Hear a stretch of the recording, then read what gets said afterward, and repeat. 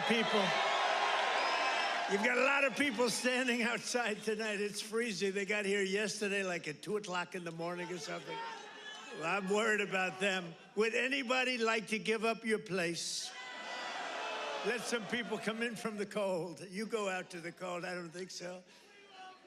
I just want to say hello, Pennsylvania, and I'm thrilled to be back in this incredible Commonwealth with so many proud, hardworking American patriots. That's what you are. So am I. I'm a proud hard worker. I'm a proud patriot, but you're a proud patriot. Thank you very much, everybody. It's a great reception. You know, we're on to expose what happened recently when we took over. You know, it's 10 months, and already we have the largest investment ever made in the history of, not our country, of any country anywhere in the world. Think of that. But let me begin by wishing each and every one of you a very Merry Christmas, Happy New Year, all of that stuff.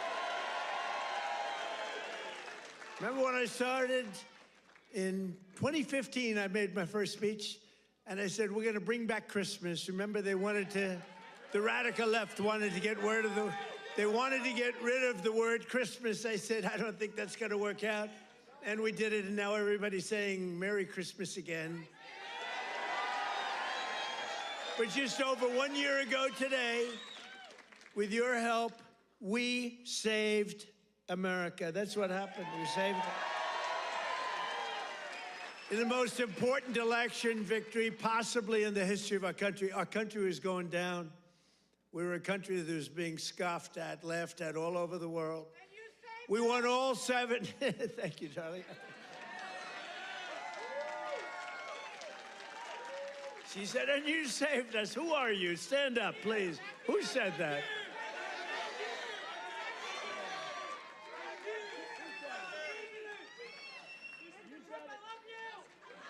I love her.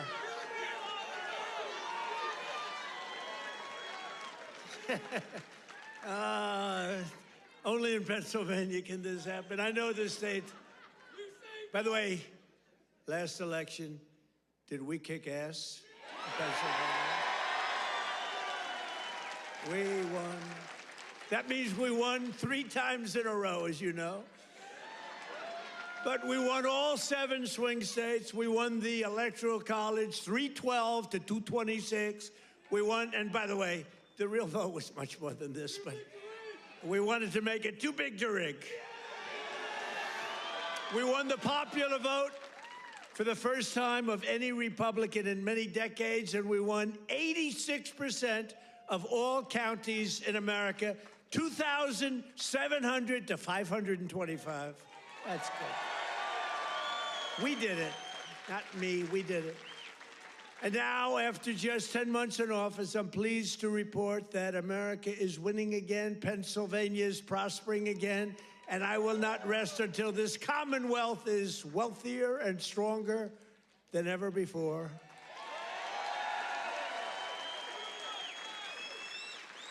Remember when Biden got up and called you a state? That was not good. He said, it's great to be back in this state. Where are we? Where are we? What state is it? It's Pennsylvania. Oh, okay.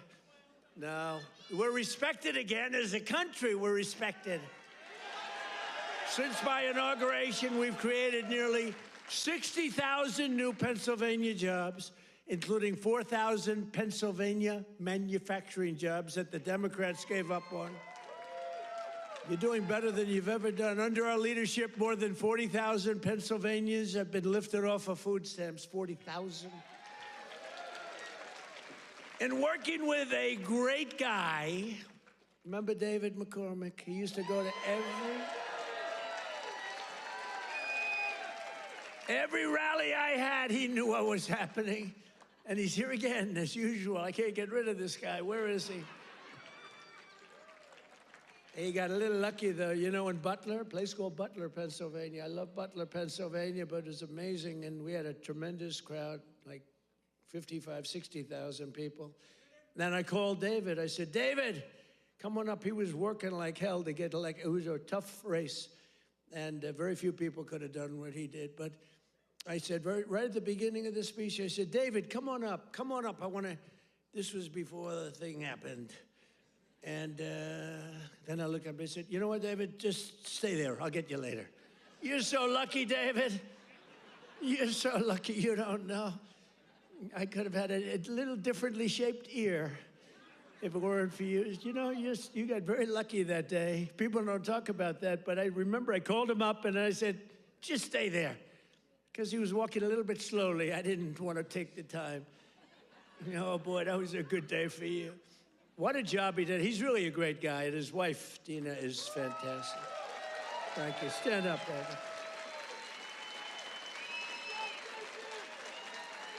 David. He's a lucky man. Working with Senator David McCormick, we've secured commitments for nearly $100 billion of investments in Pennsylvania. We were up here a few months ago. Some of the greatest energy companies in the world made that. We were doing it on a beautiful day, a little warmer than it is outside today, David. But over $100 billion, and we've saved a great American company.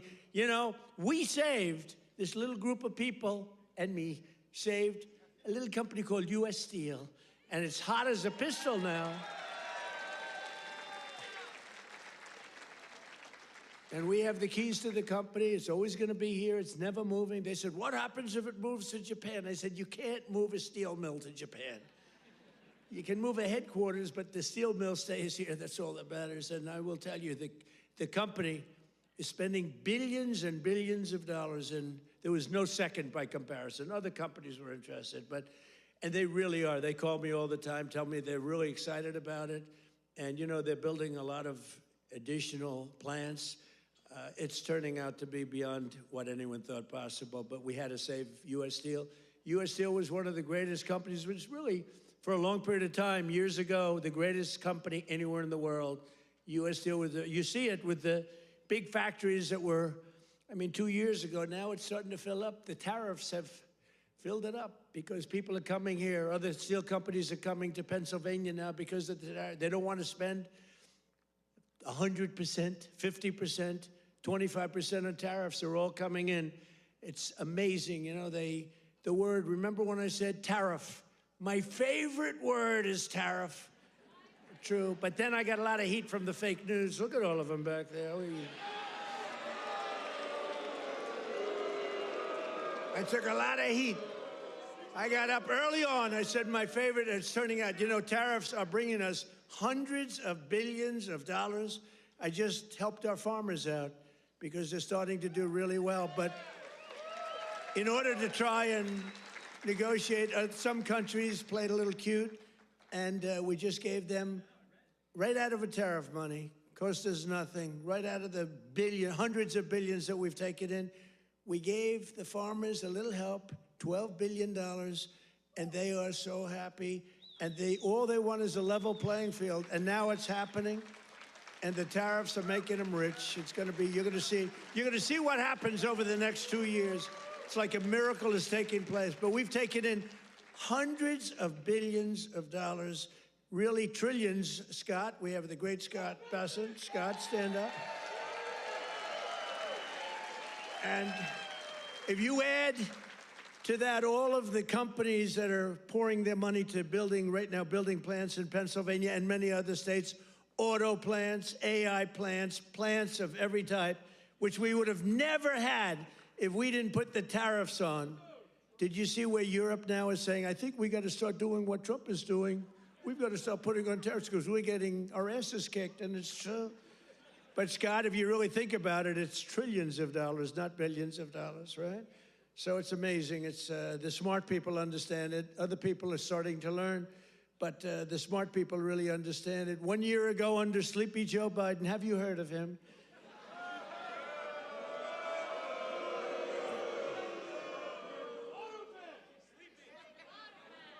You know, okay, look, the king of Saudi Arabia told me this. He said, sir, 1 year ago, I was in Saudi Arabia. Somebody complained that I was making a foreign trip. I went to Saudi Arabia, Qatar, and UAE.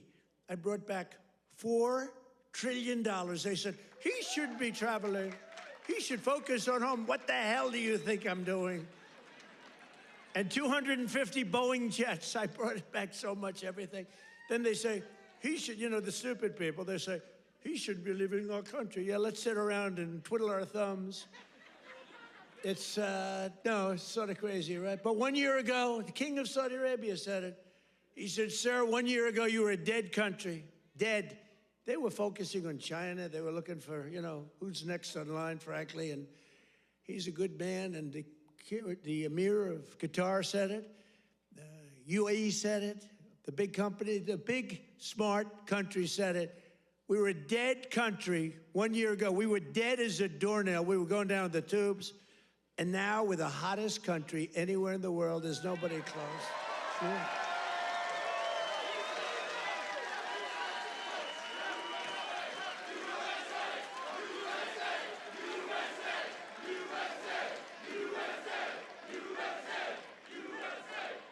And it's because of the election on November 5th, because that's when it started. You saw what's happening with recruitment in the military. The enrollment is the highest we've ever had. And you know, right before November 5th, we couldn't get anybody in the military. We couldn't get police. We couldn't get firemen. We couldn't get anybody. And after November 5th, that's when it started. Right now, we have the highest enrollment we've ever had, the greatest recruitment days we've ever had in the military. It's amazing. So it's November 5th, and it's also, again, it's a thing called tariffs. And I told you, I was about to say that, you know, because I love the weave, the weave. You know what the weave is? You go here, bing, bing, bing, bing. You always have to get back to the right location. But otherwise, they'll criticize you for straying from the speech. By the way, if I read what's on the teleprompter, you'd all be falling asleep right now. But it's true, 1 year ago, and during periods of time, I'd say my favorite word is the word tariff. I love it more than any other word in the dictionary. And the fake news said, that's terrible. What about God? What about family? What about religion? What about your sons, your daughters? What about how terrible that's this? So I moved it back to 5th. I have it to 5th, and now I'm in no trouble with the fake news, you know? They said, what about religion? They always find, so you have to weave a little bit with the punches. You have to go, you know, the boxers, you got to go with the punches. But it's been amazing what's happened, and it's been amazing. It's a transformation of our country. I have the greatest oil man anywhere in the world. I see him sitting right there, Chris Wright.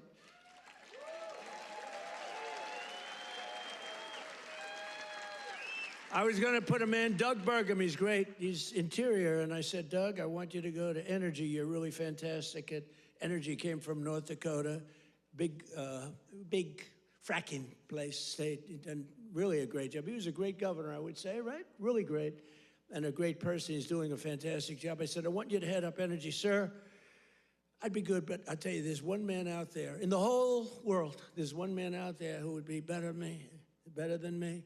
Who is it? A man named Chris Wright. Who the hell is Chris Wright? Give me a break. I never heard of the guy. Well, you never heard. He's the biggest there is. He's the smartest there is. The greatest oil man in the world. Chris Wright. I said, I got to see this guy. And after about 2 minutes, I understood exactly what Doug was saying. So I said, okay, Doug, you'll go to Interior. You work with, because interestingly, Interior owns all the land that has the oil. And he has all the expertise that drills the oil. And I said, you know, we'll do a friendly merger here. This is pretty good.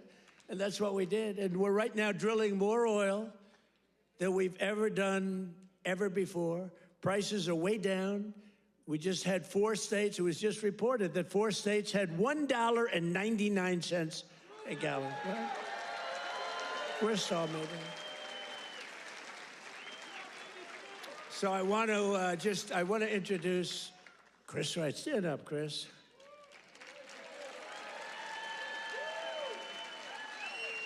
Who would think, you look at him, he's a nice looking guy and all that. Who would think he's rated, I mean, he's the most talented oil guy. He can put his nose on the ground and tell you whether or not there's oil. Other people have to spend billions of dollars on machinery and equipment, and it doesn't work. So I want to thank you. You're doing a great job. And is it true? We are right now, energy overall, not only the oil and gas, we are right now involved in more energy and have more energy in the works by far than we've ever had before. Is that right? Yeah, not even close. Yeah. And I have no higher priority than making America affordable again. That's what we're going to do. And again, they caused the high prices, and we're bringing them down. It's a simple message. If I had one message tonight, you know, this is being covered like all over the world. This is crazy, because I haven't made a speech in a little while. You know, when you win, you say, oh, I can now rest. So Susie Trump, do you know Susie Trump? Sometimes referred to as Susie Wiles, Susie Trump. She's the great chief of staff at the, they don't use the word chief of staff anymore because of the Indians got extremely upset. But now the Indians actually want their name used, which is true. They never didn't want it used. But the chief of staff, and she's fantastic, she said, we have to start campaigning, sir. I said, I won. What do I have to do already? They said, we have to win the midterms, and you're the guy that's going to take us over the midterm. Where's Susie? Susie, come on, Susie. Look at Susie. Susie's the greatest. And who do we see there? We even brought our superstar today, Caroline. Stand up, Caroline.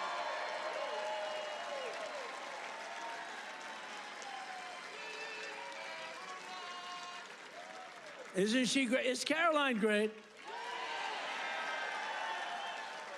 You know, when she goes on television, Fox, like, I mean, they dominate. They dominate when she gets up there with that beautiful face and those lips that don't stop, up, like a little machine gun.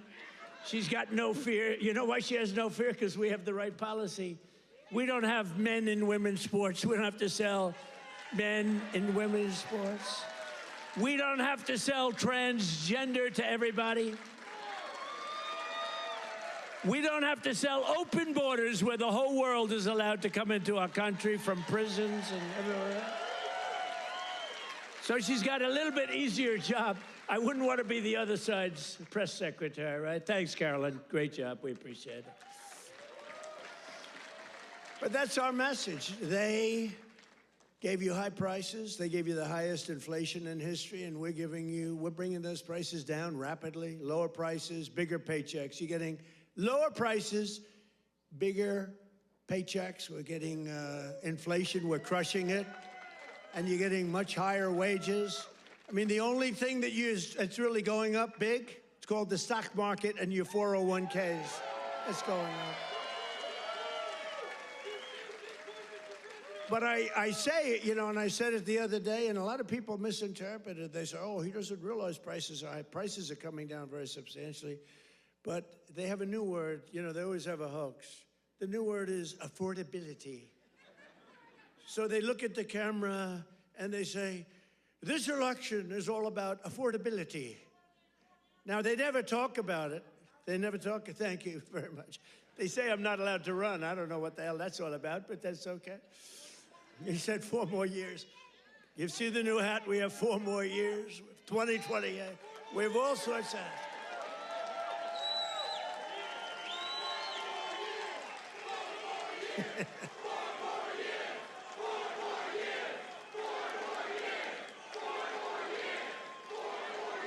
Well, you know what? We have 3 years and 2 months to go. And you know what that is in Trump time?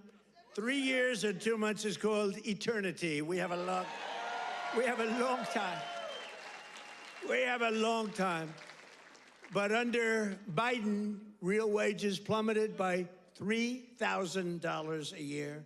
Under Trump, the typical factory worker has already seen their wages increase by more than $1,300, and that's in just a few months.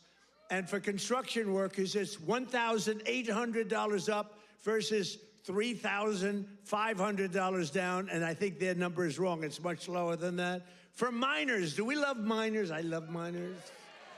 I don't know how they do it, going 10,000 feet under the ground, and they wouldn't trade jobs with me. if I gave them a beautiful, magnificent penthouse in the middle of Manhattan, where I used to live, if I gave them the most beautiful penthouse, they wouldn't take it. They'd rather go 10,000 feet underground and dig. That's what they want. For miners, their wages went up $3,300, and we're bringing back coal. But my administration cannot talk about anything else except when they say the word coal, they have to precede the word by 2 words: clean, beautiful. So we only call coal clean, beautiful coal. Is that right, fellas? Because coal needs a little public relations help. It's a very powerful fuel. It's used by China. You know, China makes all our windmills, but they don't have any wind farms. It's a little interesting, isn't it? Wind is the worst. That's a scam. They ruin your valleys, they ruin your peaks, the most expensive energy.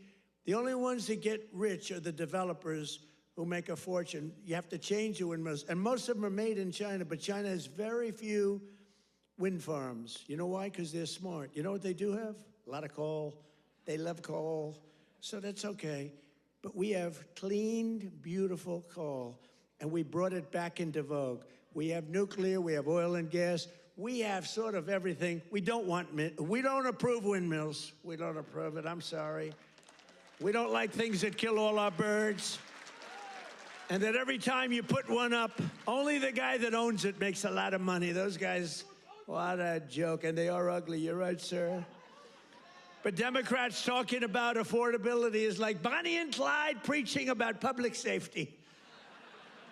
And they are really truly the enemy of the working class when they do it, because we're gonna have a great energy policy. You know, our oil prices are coming down very substantially, energy prices.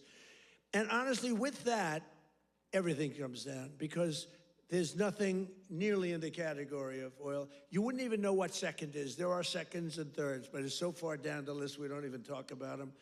You get energy prices down, which we're doing. Again, the greatest amount of drilling, the greatest amount of fuel being produced right now in our country than ever before, by far. It's not even a contest. And when that happens, those prices come down. That's why you're seeing oil per barrel coming down nicely, very nicely. We don't want to go so rapidly because we want the people that produce it to keep producing it, but they're doing good.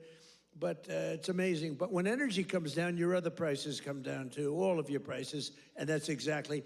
We inherited the highest prices ever, and we're bringing them down. We inherited the worst inflation in the history of our country. Think of that. And we're bringing them down rapidly. Their entire agenda is about robbing working people to fund their far-left cronies and give lavish benefits to foreign migrants and illegal aliens. You can't do it. Look, we all have a heart. We don't like what's happening. But, you know, when they allow them to come in, we have a border that, by the way, they don't talk about the border. Why don't you talk about the border anymore? The border is, for months, it's closed. Actually, their people, because they're radical left, their people, radical left, they rate the border and everything. You know how many people came into the border over the last 7 months? You know what it is? Zero. Zero.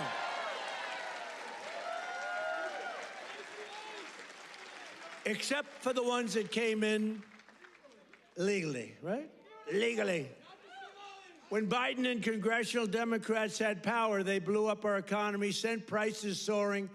Look, the poor guy, he didn't know what the hell was happening. Okay, I'm sorry. It wasn't him. It was the lunatics that circled.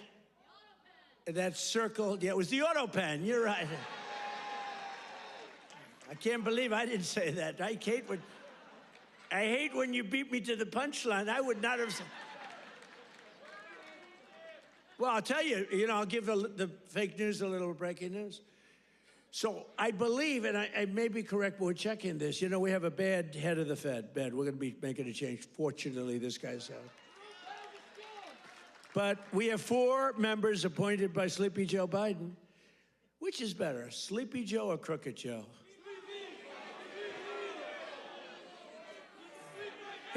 Historically, when I've done polls, you know, from people. You know, I do my own polls.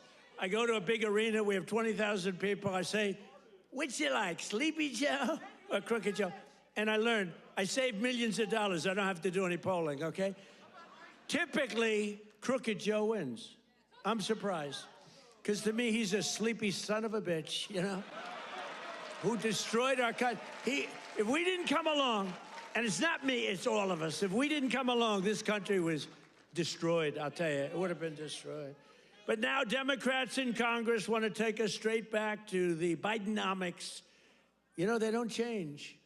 And I don't really talk about it because, for instance, I watched a congressman the other day on a television show. They were interviewing a Democrat. He was fighting like hell for men to play in women's sports, okay? And I was going to put something out. I was going to make he's a well-known congressman. And I said, you know, let's save it about 2 weeks before the election, right, David? We don't want to do it now. What the hell good does it do now? Let's save it for about 2 weeks because we don't want them to change. Just let them keep going. I think transgender for all is a great, great thing for the Democrats to be talking about. Transgender for every member in your family. If they're not feeling well that night, let's just change their sex. Now, let's not talk about it. Let them go and let them fight to get these things. I think open borders are great, you know, where prisons are emptied into our country, right? Where we have people from all over the world being dumped into our country, the people that aren't wanted in their countries, by the way. I think that's a great, like Somalia. Welcome. Do we have any individuals from Somalia in the group? Please raise your hand. That's for Minnesota, you know. That's called the Great Big Minnesota Scam with one of the dumbest governors ever in history.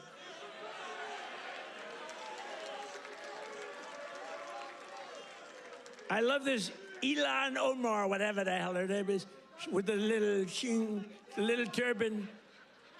I love her. She comes in, does nothing but bitch. She's always complaining.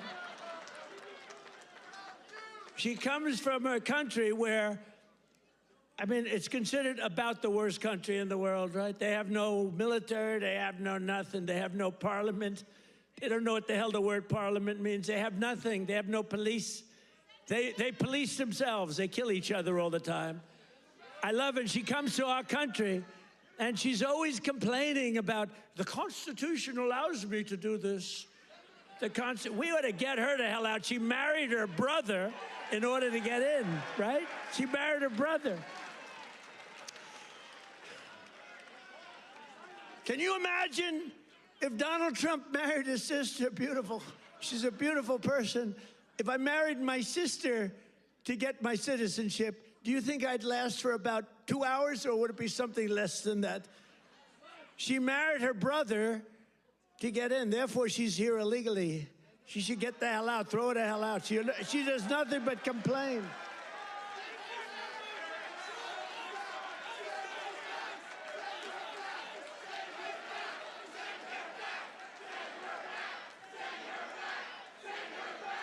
So now, and we have our Savior in this room. His name is Secretary of the Treasury, Scott Bessent. He's right there. Because that very handsome man, by the way, if you're picking the Secretary of the Treasury, is he like the perfect guy for a movie? He's made for the movie. Stand up, Scott. Look at him. No, he's central casting. He's central casting. But you don't, under that beautiful exterior is a killer. And here's what happened. He is in charge of the investigation of Somalia and the billions of dollars they have robbed from Minnesota, right? I hope you do your job. I hope you're not one of these Republicans where something comes up and they don't do what they should do because they're nicer people. You know, they're much nicer people than the Democrats, but Scott's actually not a nice person at all. So, Scott, you're in charge of that investigation? Okay, I'm not interfering at all. I'm just saying, please do a good job, honest and fair, right? Honest and fair.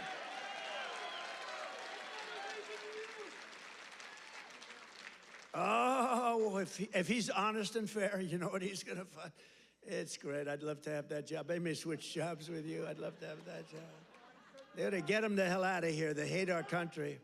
And she hates our country. And her friends hate our country. And AOC hates our country. They all do. And we have a new candidate in the great state of Texas, where I won Texas by more votes than anybody. And you have to understand, I'm being judged by these bad people back there, the fake news. So anything I say that's slightly off, I get like headlines. Donald Trump exaggerated, or Donald Trump lied. They give me Pinocchios, Washington Post, a Pinocchio. They lie every day. They give me a Pinocchio. But think of this. If I make even the slightest mistake, what they do is they go after me. Everything I say is correct. We have now a new candidate. I won Texas by the largest vote in the history of Texas 3 times, okay? I love Texas. Just like I love Pennsylvania, the Commonwealth of Pennsylvania. Just like I love, honestly, every one of our states. I love all of our states. We've done so well. I love all of our states. What? By the way, is this a different country now than we had a year and a half ago? Right? What a difference. Crime is way down, despite the fact that we have many, bad people entered our country. Many of them are being taken out. Ultimately, they're all being taken out. Washington, D.C., we had a tragic incident, as you know, with the 2 incredible people. What a terrible thing that was just 2 weeks ago, right? Just a terrible National Guard, terrible thing. Sarah and Andrew. Sarah passed away. She's looking at us from heaven, from above, and she was killed almost instantly. They kept her alive. Her parents came from West Virginia, another great state. Her parents are incredible. They couldn't believe it. She was 20 years old, perfect. She was just getting a little promotion. They were so proud of her. She was on her way up, and she was shot in the head, the brain, shot in the head. They were able to keep her alive long enough for her parents to come in from West Virginia and say goodbye to her. And Andrew is the second one, who's also from West Virginia National Guard, incredible people. And so they were both from West Virginia. And his mother's named Monica. And Monica's the most positive person I've ever seen. The night that he was so badly hit and the doctors gave him almost no chance, I called their hospital room and spoke to her. And she said, "Sir, he'll be fine." "Oh, no, I'm telling you, I'm praying. The whole country is praying. Sir, I'm telling you, don't worry about it. He's going to be fine." This is the mother talking to me. And the father's like devastated. He's an incredible guy too, both. And I went and invited them to the Oval Office, and they came in. She said, "Sir, he's fine." It was amazing, actually. And today, Monica, she said, "We're all praying, and I'm praying." And then she called to say, "Sir, he moved his finger today." This is like 3 days later. He moved his finger. And today I got a call that he got up from bed. Do you believe that? He got up. He got up.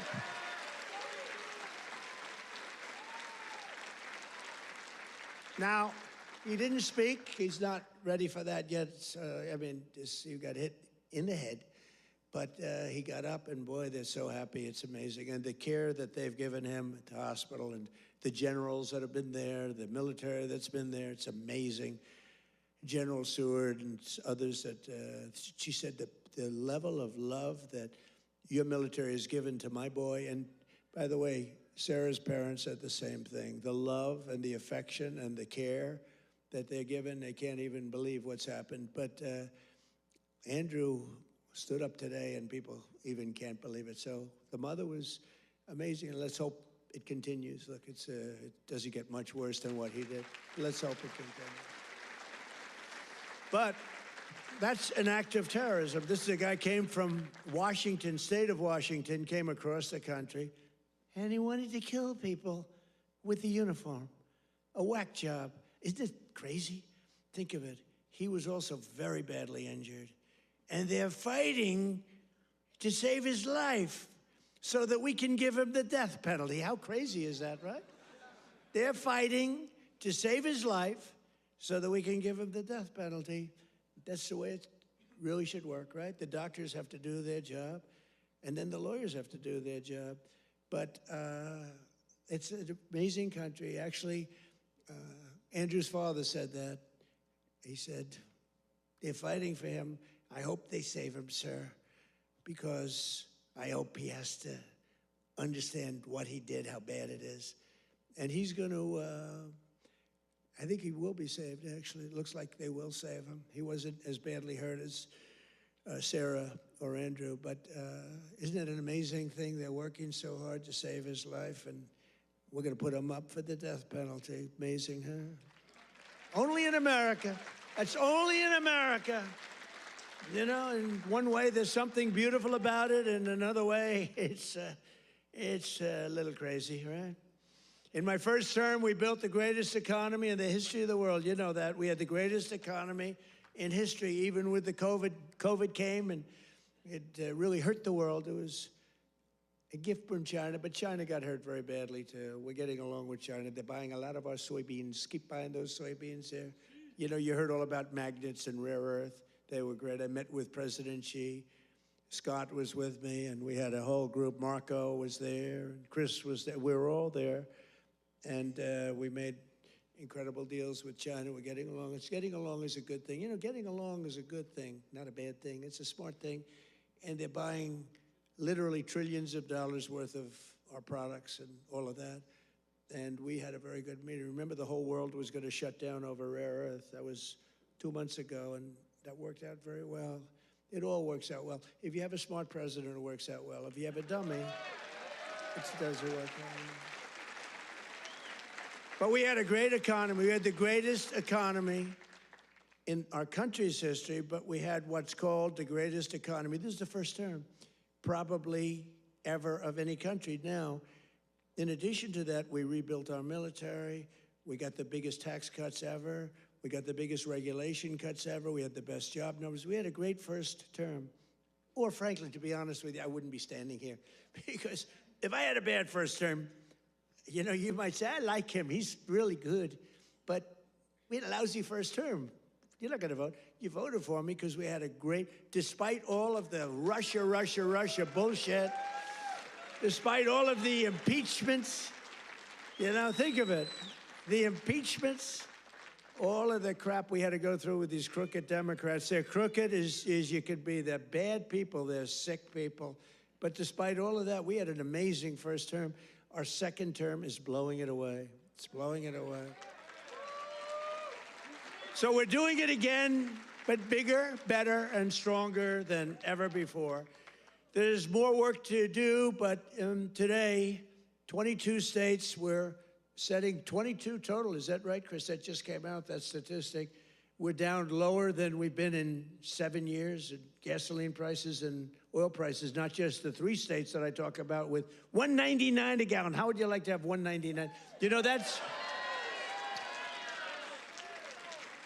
the equivalent of a very major tax cut. You know, when you get the energy prices down, it's really the equivalent, maybe even in many cases better than a big tax cut, which we gave you. We gave you the biggest tax cut ever in the first term. We then gave you, with the great big beautiful deal, which is phenomenal, we gave you something that's even better than we did. We gave you an extension of the biggest tax cuts and the biggest tax cuts ever, even bigger than the first term. And that's one of the reasons that your 401ks are through the roof. It's one of the reasons that the stock market is at the highest point. So rent prices are down, dairy prices are coming down very strongly. The cost of Thanksgiving turkeys was down by 33% compared to the Biden era. You know what you did during the Biden era for Thanksgiving? You said, oh my God, this is terrible. It was a rotten Thanksgiving. And Walmart, I thank them. You know, they came out with a big, like sort of a numbers thing, a chart. and they had it 25% less. So that's pretty good. A Thanksgiving meal with all of the trimmings is 25% less under Trump than it was a year ago under Biden. That's a good start. We're bringing it down, and we're coming down more. We're coming down a lot more. Takes a little time to come down. They were ruining. They're going to destroy our country. The cost of a Christmas ham, what? Don't forget who? Eggs. I'm getting to eggs. But you're right. Remember with eggs where I had my first news conference. 2 days went by and I had a news conference, right? Unlike Biden, 2 years go by, he still didn't have it. Remember? He'd walk off the stage. He's finished with his, sir, you're finished with your speech. Now what? You finished what? And then he'd walk into a wall. What he did, and it wasn't him, it was some really smart, radical left lunatics. What they did to our country, we can never forget. We can never forget. But you remember the first eggs? We remember the first 3 days. I just got there. Sure, what's these people? 2 of them are there, right there. Look at all those cameras you got. You got a lot of television going. 2 of them were there. And I'm talking about, yes, I look forward to getting involved and doing great things. What about eggs? Eggs are down. They go, eggs.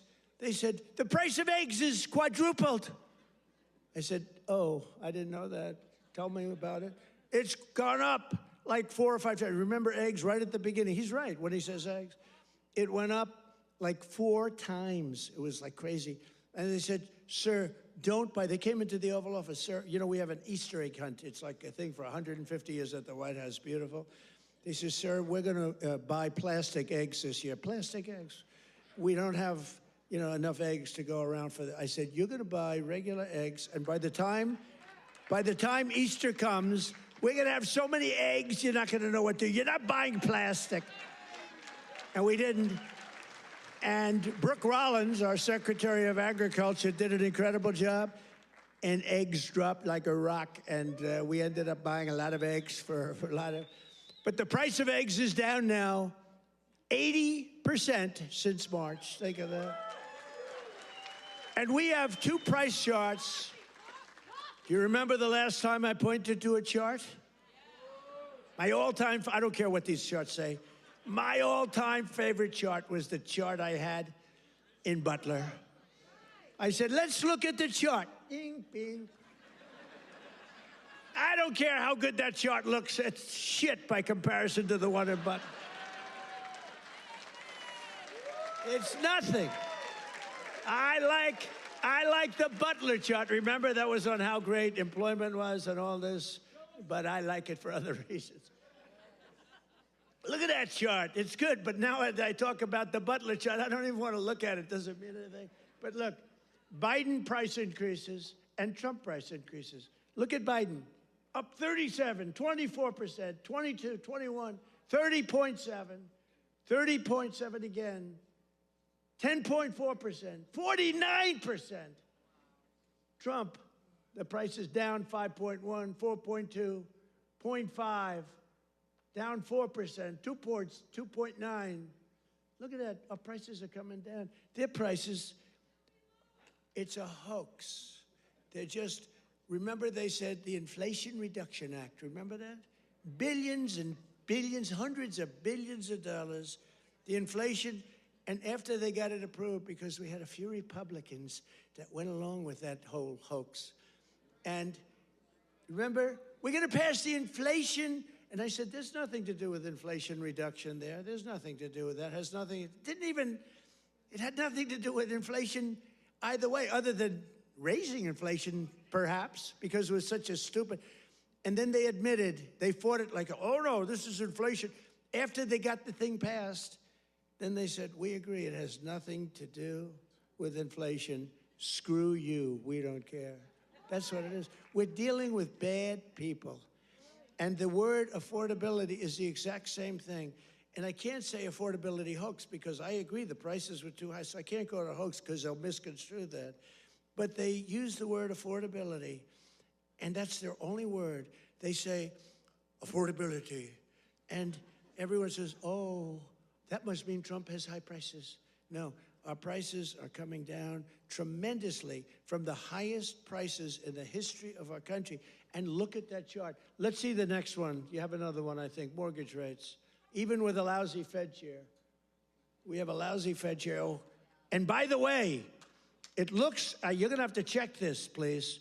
I just heard it could be that all 4 commissioners in the Fed signed by Biden, including Too Late. You know who Too Late is? Too Late, pal? Jerome Too Late. He's too late with his interest rates for a reason. He's a bad guy. He's not a smart guy, but he's a bad guy.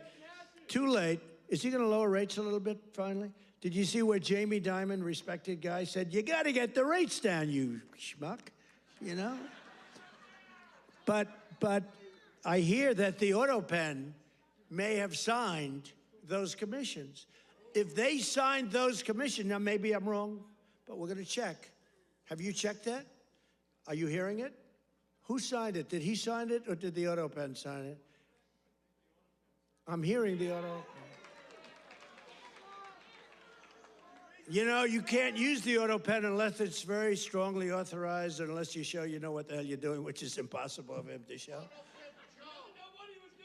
So, I don't know. I think it's something we have to look into. You put people there that are not authorized to be there. I know I signed Chris Wright. I signed everything, but I signed Chris Wright. If I gave you an auto pen, they could throw you the hell out of here, Chris. The difference is they would do it, you know? We try and be too nice. No, would you check that, Scott, okay? Because I'm hearing that the auto pen could have signed maybe all 4, but maybe a couple of them. We'll take 2. So look at that, Biden. I love that laugh. Who's the woman with that great hearty laugh? That's a woman that likes Trump. That's how beautiful. Anybody can laugh with that happiness. She likes Trump. He likes Trump, too, with the hat. Yes, that's right. Thank you. Thank you, man. Thank you. So Biden, new yearly mortgage cost increases, and Trump, new yearly. Look, we went down with our rates. They went up with their rates much. That's a lot. So with us, you save $2,900, almost $3,000. And with them, you go up. It costs you $15,000. You don't hear that because the fake news doesn't tell you that. And these are charts. These are government charts. These are not made up by Donald J. Trump. These are government charts. Do you have a third chart? Because I like these charts very much. Not as much as Butler, but I like them. You have any other charts? Because so far they're playing quite well. Oh, look at that. Real wages. Look at that. Losses and Trump real wages gains for the typical worker. Wow. I mean, that's incredible, right? So look at the amount of loss. 18.5, 106. What the hell is that all about? Is that even possible?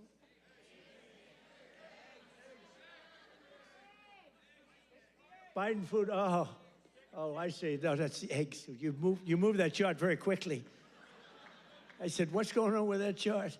They did, that was Houdini did that.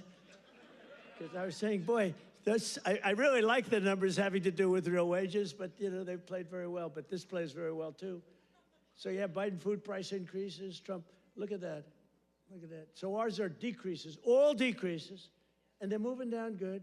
But look at AIDS, 106%, and we got them down 15%. Look at those numbers. But you don't hear that from the fake news. You don't hear that. What do you think of that, David? I think we're going to have to do something. You know, we should impeach him, but he's gone. I guess we can't, right? By the way, if it were up to them, numbers like that, they would have impeached.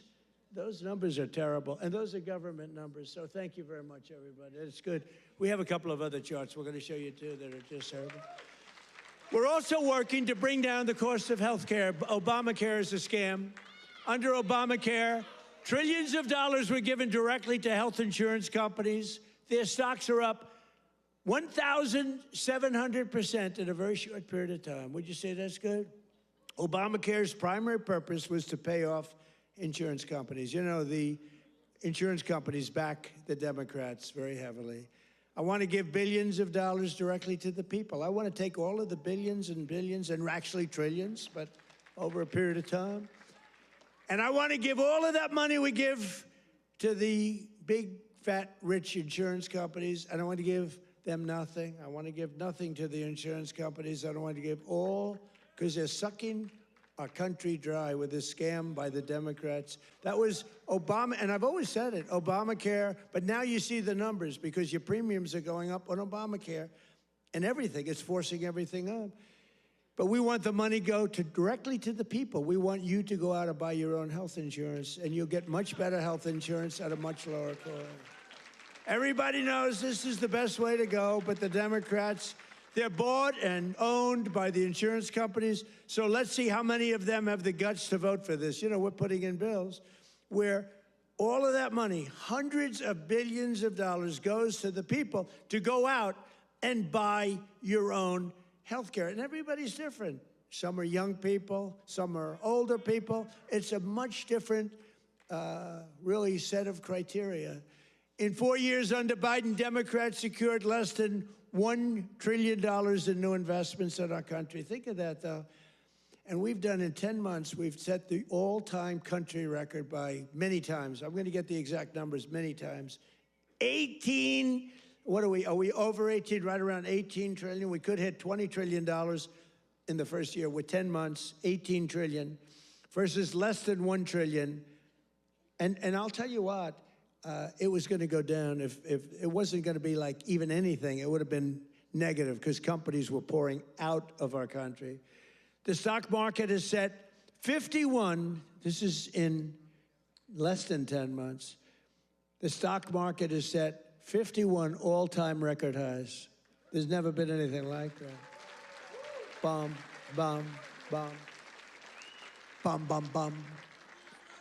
It's set, think of that, it's set 51 all-time record highs in less than 10 months. That was as of about 3 weeks ago. Before I entered office, 100% of all new net jobs were going to migrant workers. Think of that. 100% of new jobs were going to migrant. These are government numbers, by the way. These are not Trump numbers. These are government numbers. Because they say, well, did Trump come up with these numbers? No, I didn't come up. I'm just...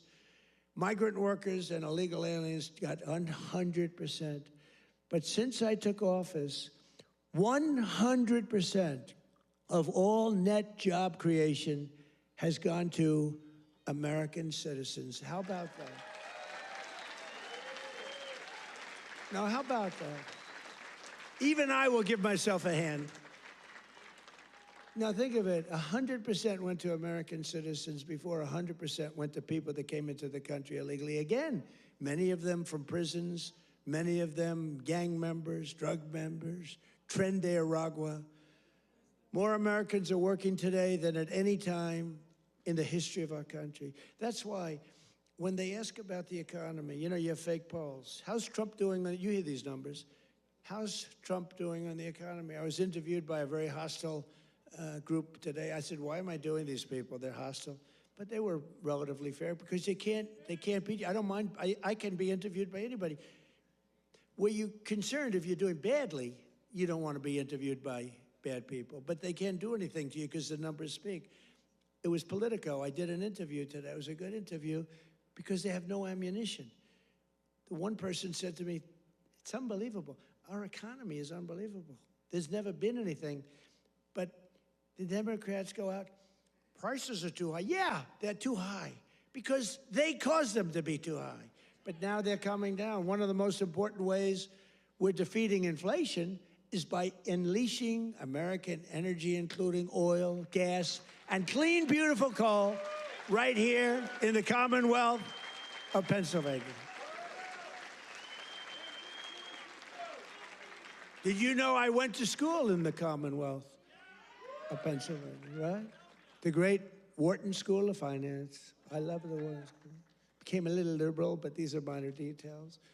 But the Wharton School, one of the greatest schools in the world. I went here and I loved it. I loved the school, and I love Philadelphia. Philadelphia's gotten a little rougher. But we're going to take it. And you have a great football coach, and you have a great running back, Saquon.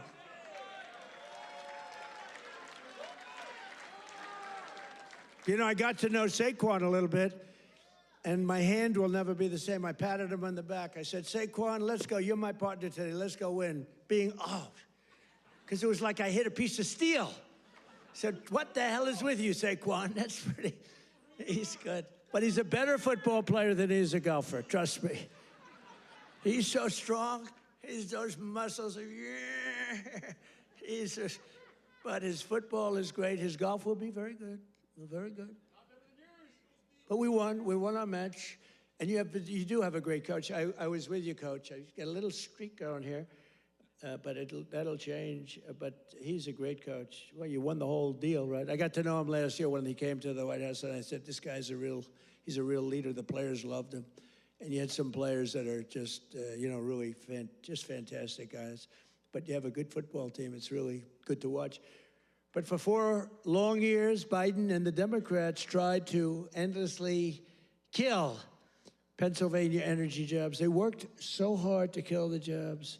They wanted wind all over the place, you know? Let's go buy those windmills for millions of dollars each from China. Every time it goes around, you lose $15. Did you know that? That's on average. You're supposed to make money with energy. You're not supposed to lose money with energy. And everybody that's doing wind is in virtual bankruptcy right now. If you look at UK, I told the prime, he's a nice man, Starmer, Prime Minister. I said, you have a great energy source in the North Sea. Use it, or you're not going to be in office very long. Their energy prices, they're putting wind all over Scotland, all over the most beautiful fields in the world, Scotland. All over beautiful. Oh, we have some Scottish people here. Where the hell did you come from? We have Scottish people. But they're putting wind all over Scotland. The people are not thrilled with it. And it's costing them a fortune. They have the most expensive energy. And I said, I'm going to do you a favor. You could be there for a long time. Open up the North Sea oil. One of the greatest oil. And, they like to say, well, it's very well depleted. No. It's good for another 500 years, and they haven't even found most of it yet. And if you look at Norway, they have a section of the North Sea, which in theory isn't as vibrant, and it's a very rich country. They have a tremendous worth because of the North Sea. But UK has to, if they don't go back to oil, I think a lot of bad things are happening to Europe. You know that. Their immigration policies are so bad. Is so bad. They're destroying our beautiful Europe. I love Europe. They're destroying Europe, and they better do something. I'll give them just some free advice. I'm focused here, but I give them free advice. They better be careful because immigration and energy are going to destroy Europe.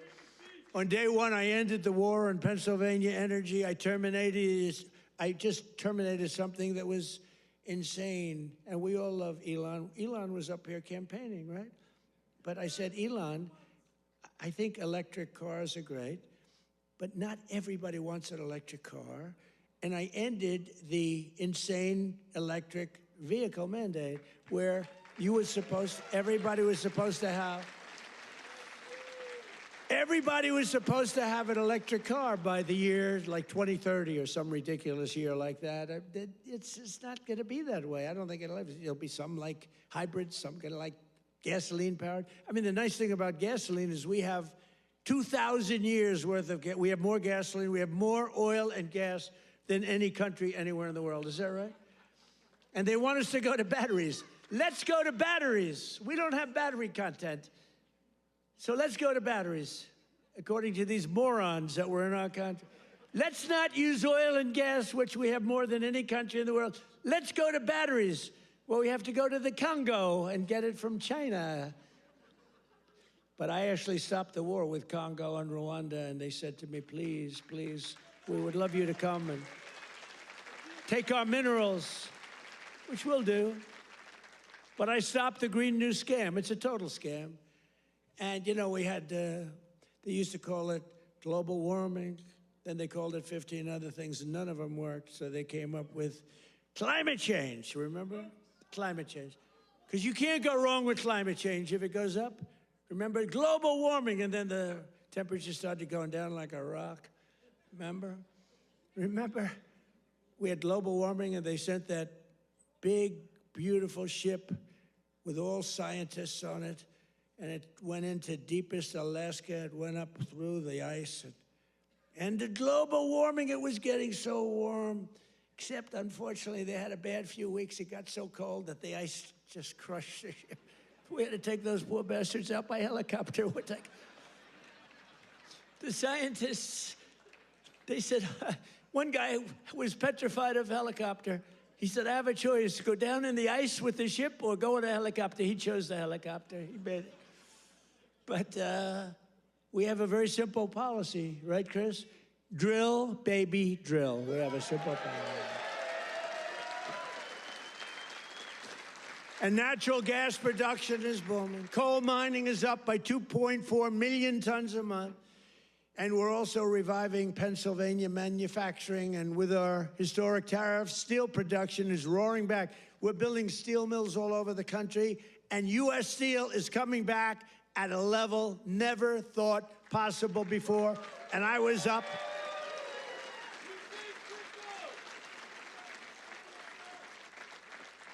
And I was up here and with the workers and with Selena. Do you know Selena?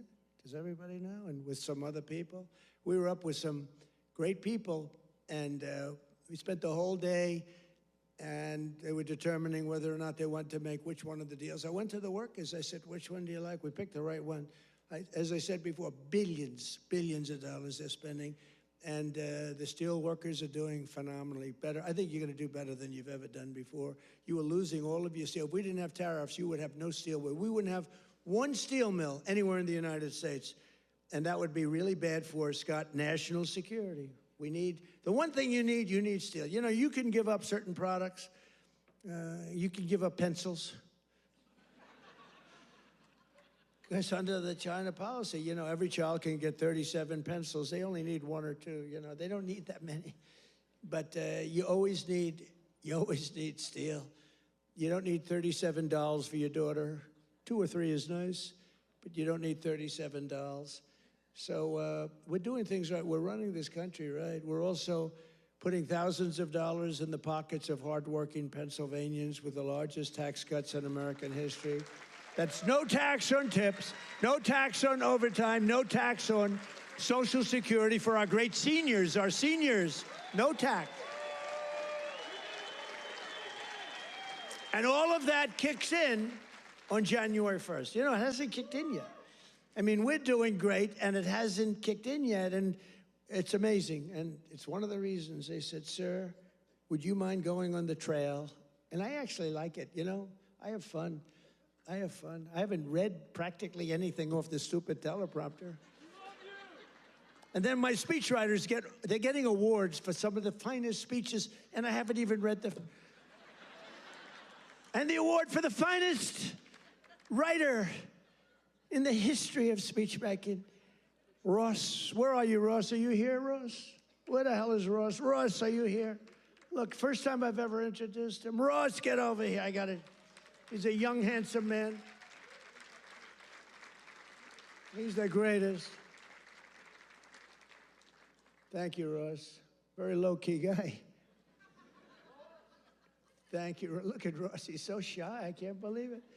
We're joined today by Donna Zajac, a mom and a waitress of over 45 years who lives in Stroudsburg. Does everybody know where Strouds? I know where it is.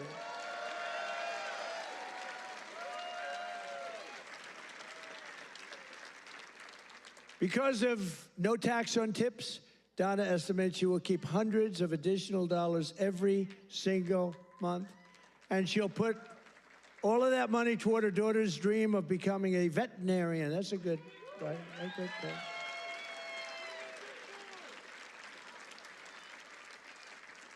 Are you here, Donna? Where's Donna? Oh, come on up, Donna. Come on. Come on. You want, say a few words. Look how beautiful she is. She stood up. She wasn't supposed to come up, but when I looked at her, I said, come on up, Donna. Look how beautiful she is. You're not allowed to say that anymore. You know, in politics, if you say somebody's beautiful, that's the end of your political career. I say, I don't care. I don't care. Come on up, Donna.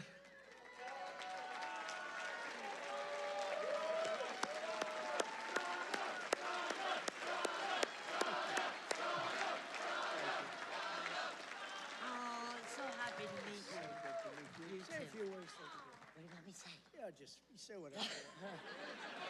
This is always dangerous. Thank you, Trump. Thank you to President Trump for having me. This is like my sister dream, but I love you too. My sister Ann loved you too. But yes, with that money, that would help me with my daughter's tuition. Yes. Make it great. Make it a lot easier. Big difference. For right? sure. Yeah. We love it. you, Thank you.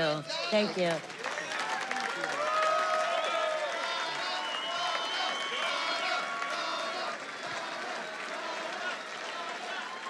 A star is born. That's all I say. A star is born. Is your sister here? Is your sister here, Donna? Are you? Oh, hello. How are you? Good family. Well, thank you. Thanks, Donna. That's beautiful. Also with us is Marine Corps veteran Sean Downey, who now serves as a firefighter and a local first responder. Sean worked over 400 hours of overtime. That's a lot. And thanks to no tax on overtime, he'll take home thousands of dollars extra, which he plans to use to buy your first home. And thank you. Where's Sean? Good, Sean. Good. So you're going to use that money well, right? That was not an easy one to get approved. You know, it all went through Congress. I had to really push hard. I was not nice. I was not nice to get you that money, but you're going to use that money to get a house, right? A first house? Good. Well, you have a great future. Thank you very much. And here as well is Megan Hemhauser from Cresco, Pennsylvania. Megan's husband works 10 to 15 hours of overtime a week operating heavy equipment while she bartends and waits tables at night and homeschools her two children during the day, getting more and more prevalent. Homeschooling getting more and more, it's happening. That's okay, it's good. But thanks to no tax on tips and no tax on overtime, more than a quarter of their income will be tax-free. Megan, do you want to come up? Come on, Megan. Come on up.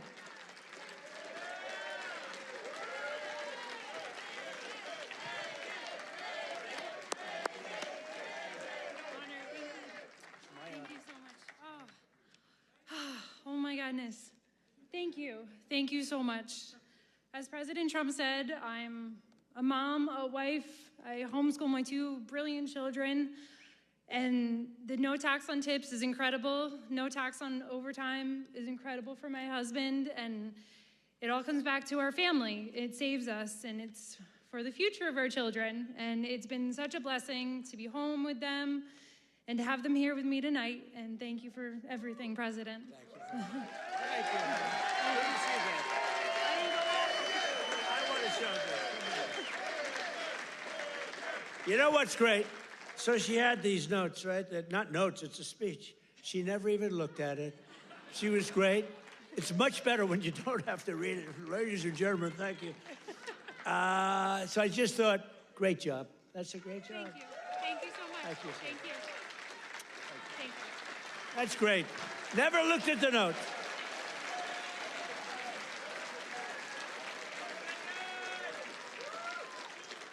She never looked at those notes. That's pretty cool. I have a lot of professionals sitting right here. They'll get up and read a speech.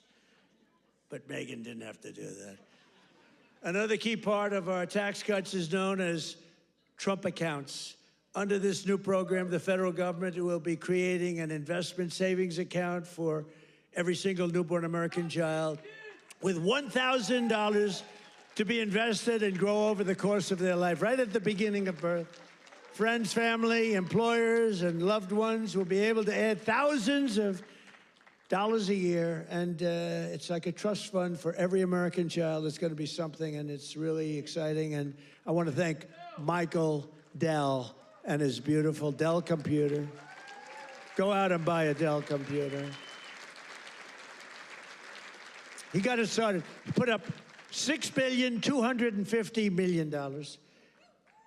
And he started with nothing. Think of that. And he just put that up, $6.25 Michael Dell, thank you wherever you may be. Michael is probably in Texas watching us right now. and his beautiful wife. They're a great couple. His wife is incredible. Every single Democrat in Congress voted against these unbelievable benefits for American families. Why would you vote against? Money is being put up, big money is being put up. And you know, these kids, when they get to be 18, 20, 21, 30, 35 years old, they could have $100,000, $200,000, and they're gonna be rich. I mean, they're gonna feel rich, and they're gonna be watching it grow, and they may be helping it grow, who knows, you never know. But it's gonna teach them. It's gonna be a great thing. This was Michael and some other people's ideas. They wanted to do this, and they spoke with their wallet, too. They put up a tremendous amount of money. So I just want to thank Michael Dell, his wife and family, and everybody else that was with us the other day. It was a big day, and it's a big event. But we're joined today by some of your representatives who voted to put more money in your pockets. And these are great people.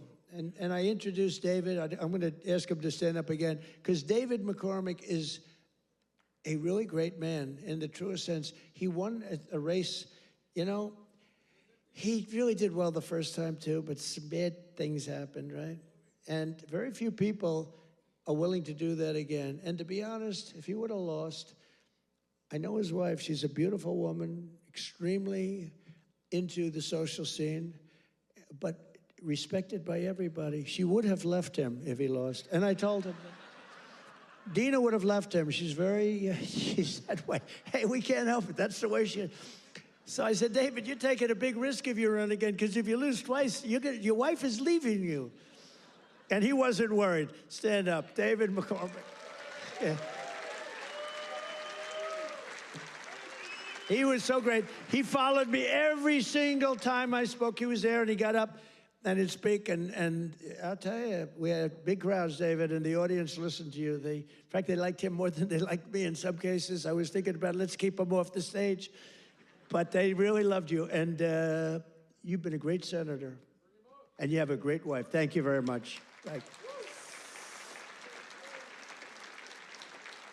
And a congressman who's been a warrior, and a couple of guys that have just been unbelievable, but Rob Bresnahan, would you stand up, Rob?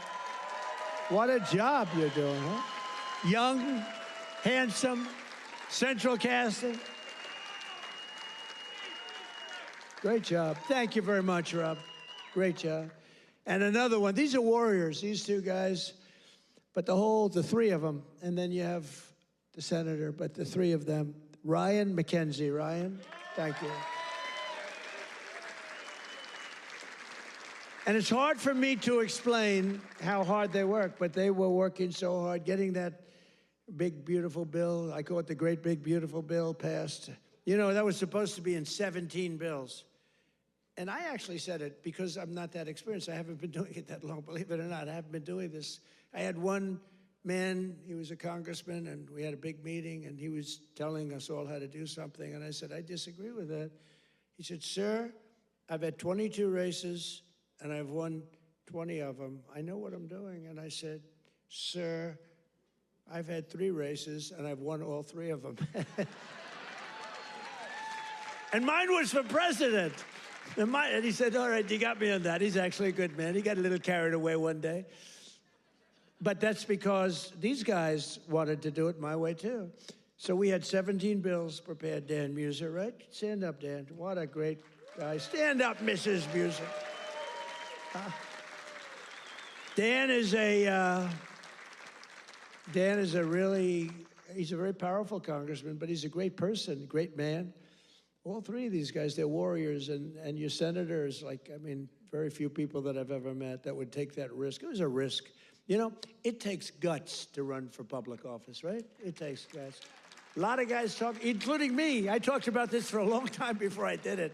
It takes courage to run for any public office because, you know, you can be very embarrassed. You can ruin your life. Look at me. I got impeached. I got indicted. I was never going to be impeached, indicted. I get indicted like 87 times with these stupid... See, they should have indicted me once. They would have had a better chance. With all of the... I'd used to get up. It was very important. I'd get up and say, here we go again. Ladies and gentlemen, I got indicted again. And nobody believed the whole thing. And then I'd explain it, and it turned out to be a hoax. I mean, it was a total hoax. They're very, very bad, very, very bad people. But Dan Muser has been a great congressman. He was thinking about running for governor. I think you would have won if you ran, but you know, in a selfish way, I like you in Washington even better. So I want to thank you very much. Great job. Thank you. That's even more important. Thank you. Thank you very much. And thanks as well to Secretary of the Treasury, Scott Bessent, and Secretary of Energy, Chris Wright.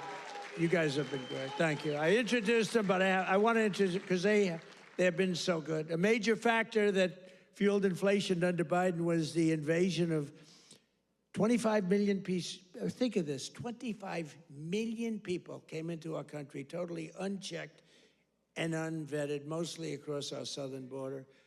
10 months ago, we inherited the worst border in the history of the world, and now we have the strongest border in the history of our country. We've never had a border this strong. And people don't talk about it. You notice they don't talk about it. When I was running, it was the biggest thing. And before I was running, that's all they talked about, the border, the border, the border. And now I fixed it. Nobody wants to talk about it. Even my people, they say, sir, don't put it in your speech. Why? Because nobody cares about the border. You fixed it. No, but you know how bad that is? Because they forget what you did. We had a border that was so bad, everybody, criminals, everybody pouring into our country, anybody. You know, the Congo, I just settled that war. The Congo, their entire prison population was set into our country.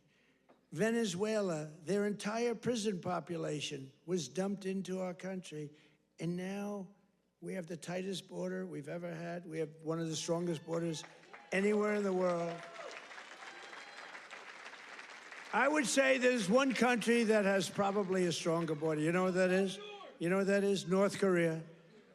North Korea, I think, has a stronger border. But other than North Korea has 7 walls of wire, and each of them has 1 million volts of electricity going through it. So if you get over one, you're dead for the next one. If you get over one, you're in very bad shape. If you get over 2, you've set a record. So I don't know, Scott, I think we give North Korea the safest border, don't you agree? You know, but ours is pretty safe. And I want to thank Pete Hegseth and the military for helping us.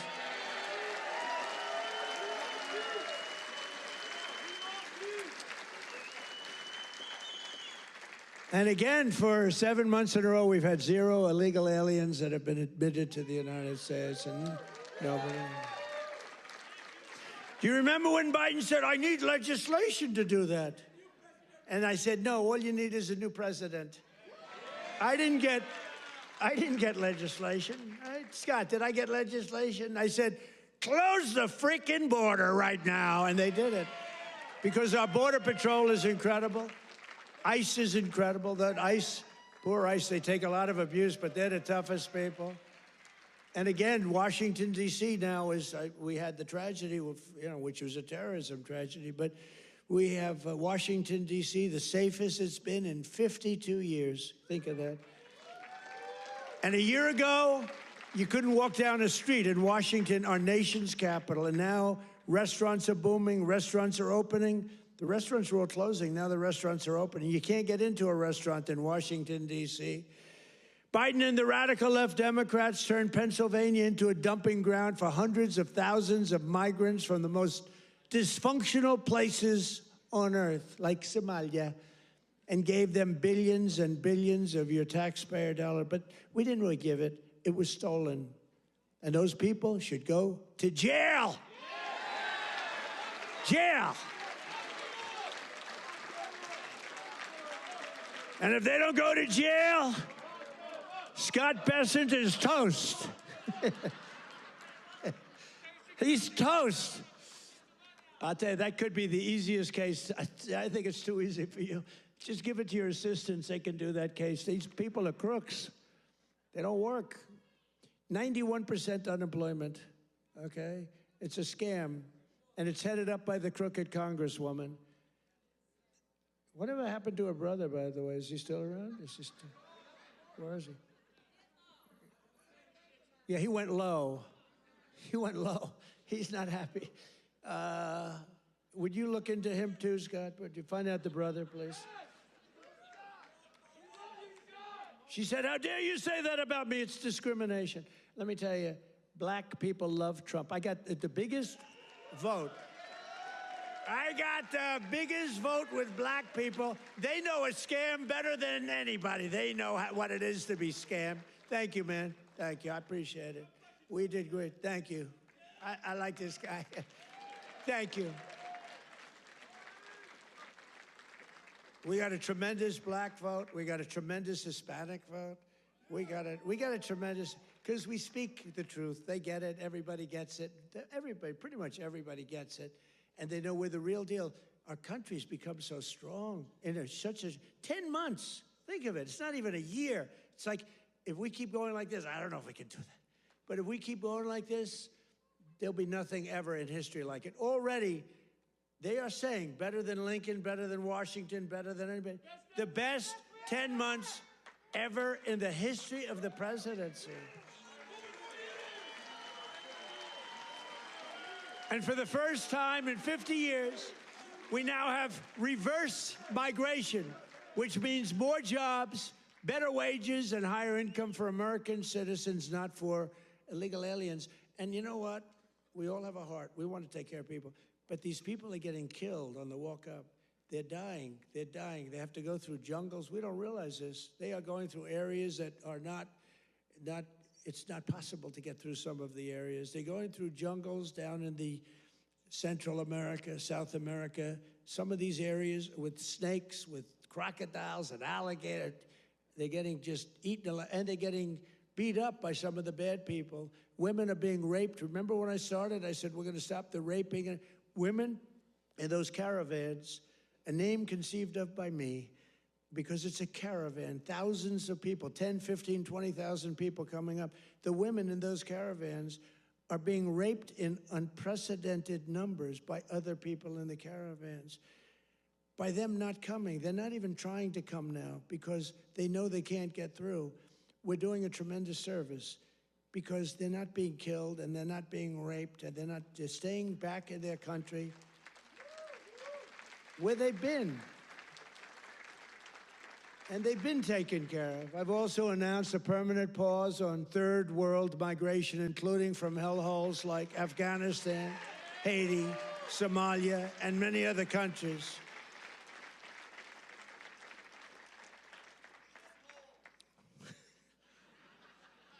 I didn't say shithole, you did.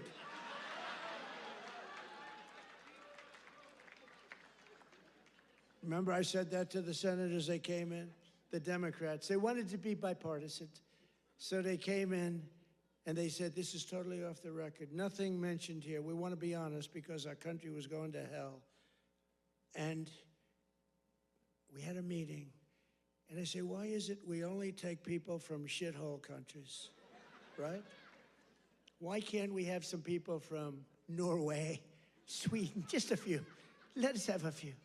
From Denmark, do you mind sending us a few people? Send us some nice people, do you mind? But we always take people from Somalia, places that are a disaster, right? Filthy, dirty, disgusting, ridden with crime. The only thing they're good at is going after ships. But they don't go after our ships. You know why? Because that same missile that knocks the crap out of them, that with the drug dealers from Venezuela and others.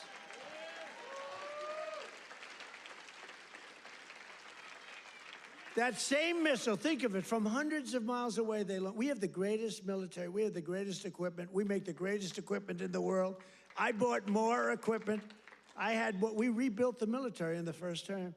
Then Stupid Joe gave a lot of it to Afghanistan, but it was a lot, but relatively little. But we're still adding to it a lot.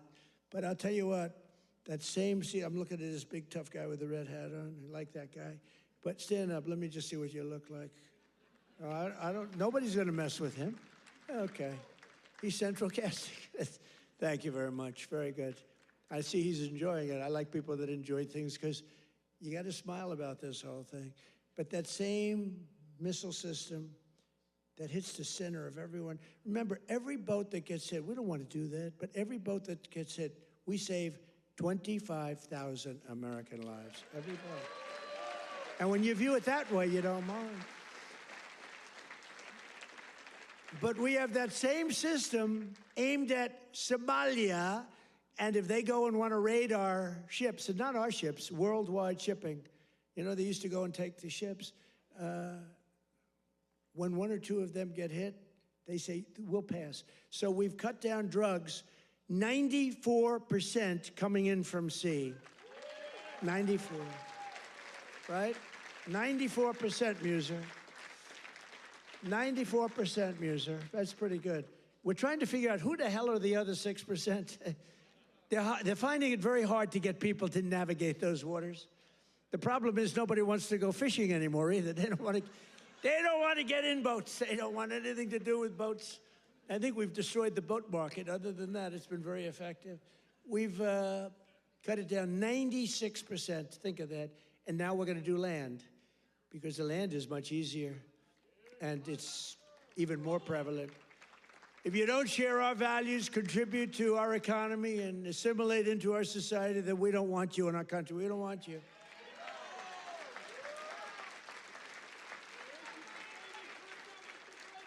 I mean, Ilhan Omar and the people from Somalia, they hate our country. And they think we're stupid people, which actually, when they allow that to happen, they are. That's headed by Governor Walz, one of the dumber people around. No, but think of it. He's given not like peanuts, billions. These are people that don't work in their own country. Their own country's a failure. They have no money there. And yet they come into our country and steal tens of billions of dollars. How stupid are we to allow that to happen? They can't earn 10 cents in their country. They come over here and rob. Are we that easy? Are we that easy to allow a thing like that to happen? That's up to you. And look at what's going on in North Carolina. We have a big Senate race. We have a fantastic man, Michael Whatley, running as a Republican, head of the Republican Party. Won elections, won the presidential election for us. He's running against a governor who's a radical left lunatic. And Michael should win. I don't know. It's hard. You beat a two-term governor, but the governor didn't do a good job. But what's happening in North Carolina? Two of the most vicious murders that anyone's ever seen in Charlotte. And it's all run by the Democrats. What's going on there? The young lady from Ukraine, you saw that one where a guy from behind just cut her throat on tape. Can't even watch it. What's going on in North Carolina? You need a Republican running that, and you've got to have a Republican senator elected. If you don't, and Michael Whatley's running, he's going to be great. So we have people from North Carolina here. Otherwise, I wouldn't be wasting so many words, you know. It's a Senate race, but you agree with me, I think, Mr. Senator, right? Together, we've achieved more in less than 1 year than most other administrations have achieved in 8 years. And we're restoring law and order to our cities, backing the men and women of law enforcement. I love law enforcement. And standing with the heroes of ICE and Border Patrol. We've ended political correctness in our military. We've renamed the Department of Defense into the Department of War. I said to Pete, you know, Pete's a tough cookie, and I said to Pete, I used to do interviews with him, and all he wanted to talk about was the military. I said, this guy's great, smart guy, great education, great everything. The press gave him a hard time, real hard time, but he's really proven to be very, very good, very, very strong. Young, strong, smart. We have Raisin Cain, the great general who knocked out ISIS for us in 4 weeks. Raisin Cain, they said it was going to take, right? They said it was going to take 5 years, sir, or sir, it'll take 5 years. He said, sir, I can do it in 4 weeks. Did it in 3 weeks, knocked out ISIS. He did a hell of a job in knocking out the Iran nuclear capability. We knocked out the Iran nuclear capability. Now compare that to Jimmy Carter, the Democrats. Well, he was a nice man, but he was. But we don't really want a nice man. You want to have somebody that's capable. You know, they were talking about Greg Gutfeld. He's a very good guy.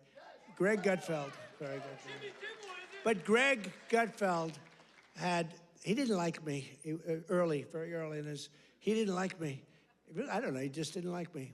And it was all right, but, you know, it's okay, I'll live with it. Then all of a sudden he started saying, you know, I don't like this guy, but everything he says, he gets it done. And you know, then he went on a couple of months later, and he started going like, I'm starting to like that guy better. Every damn thing he says, he gets it done. And it's all really good, common sense, tough stuff. I've never seen anything like it. Everything he says, he gets done.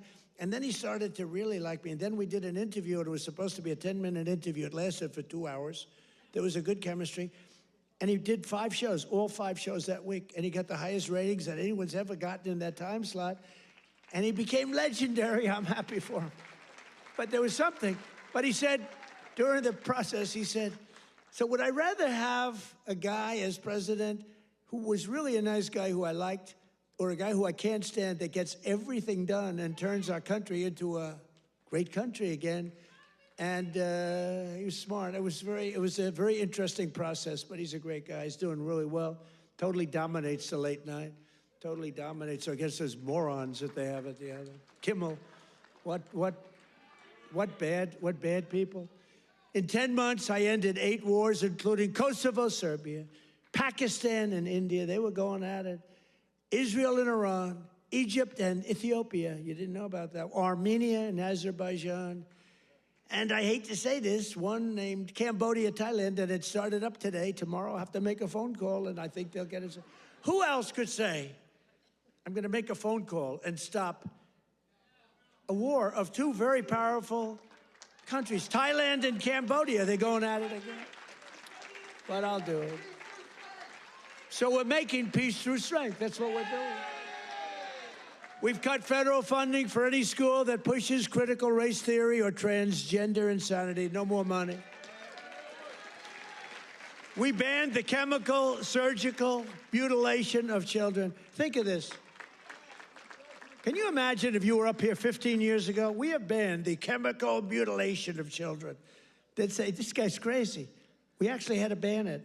But think, can you imagine that? Or I have stopped men from playing in women's sports. They'd say, this guy's crazy. Men don't play in women's sports. Stop men. Well, that's another thing. We stopped men from playing in women's sports, and we're restoring the name of a great president, William McKinley, to Mount McKinley in beautiful Alaska.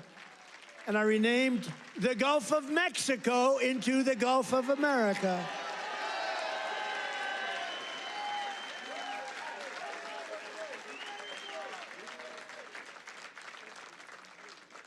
So in conclusion, from the shipyards of Philadelphia to the steel mills of Pittsburgh, these are great places. Maybe some of you don't even realize it, you know. You get used to it a little bit too much sometimes, but these are great places. From the union halls of Scranton to the kitchen tables of millions of Pennsylvania families, we're bringing prosperity and pride surging back to this magnificent Commonwealth. We're bringing it surging back. You're hot. Our country's hot, and you're hot. Together, we're repairing 4 years of disaster by the radical left Democrats in Congress and by the worst president in the history of our country. He is. I mean, it's not a question about that. He's just the worst president in the history of our country. The damage thank you very much. The damage he's done to our country is something we can never forget. After just 10 months, our border is secure, our spirit is restored, inflation is stopped, wages are up, prices are down, our nation is strong, America is respected again, and the United States is back.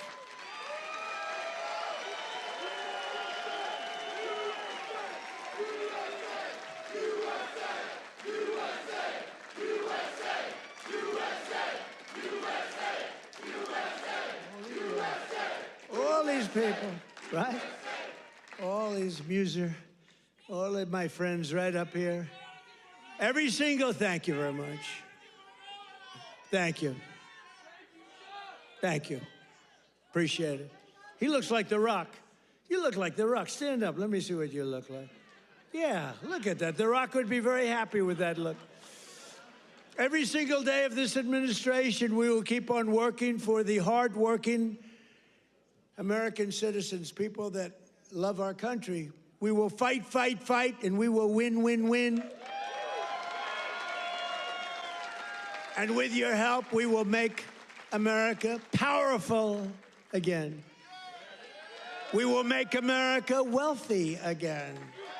We will make America healthy again. We will make America strong again. We will make America proud again. We will make America safe again. And we will make America great again. Thank you, Pennsylvania. Thank you. We love you, Pennsylvania.